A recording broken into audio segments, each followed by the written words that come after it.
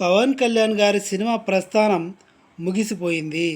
చాలామంది అంటున్నారు OG gangster cinema మళ్ళీ షూటింగ్ మొదలైంది అంటున్నారు. ఒకవేళ షూటింగ్ మొదలైనా కూడా ఇవన్నీ రూమర్స్.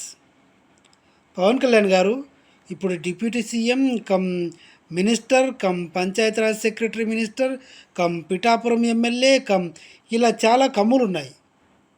ఈ కమ్ములన్నీ దాటుకొని పవన్ కళ్యాణ్ గారు షూటింగ్కి రావడానికే 20 వాహనాలు కదలాలి.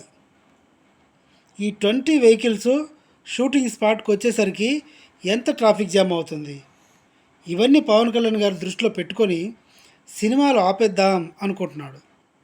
కానీ ఆల్రెడీ సగం సినిమాలు అయినాయి కాబట్టి షూటింగ్ చేస్తే అవి కంటిన్యూ చేయాలి.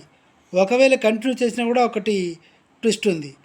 కంటిన్యూ చేస్తే ఫేస్ పర్సనాలిటీ అప్పటికి ఇప్పటికీ చాలా తేడా ఉంది.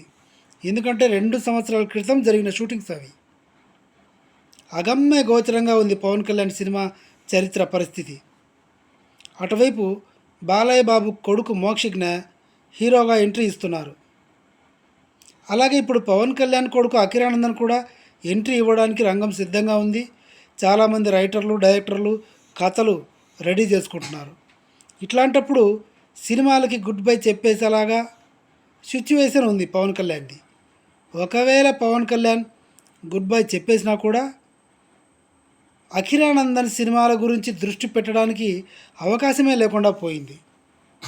ఎందుకంటే ఇప్పుడున్న పొలిటికల్ జీవితంలో బిజీయెస్ట్ పర్సన్ ఎవరైనా ఉన్నారు అంటే చంద్రబాబు నాయుడు కంటే కూడా పవన్ కళ్యాణ్ గారే full busy person. Harihara Veeramalli సినిమాకు ఆల్మోస్ట్ అడ్వాన్స్ కూడా వెనక్కి ఇచ్చేయడానికి ప్లానింగ్స్ చేస్తున్నారు.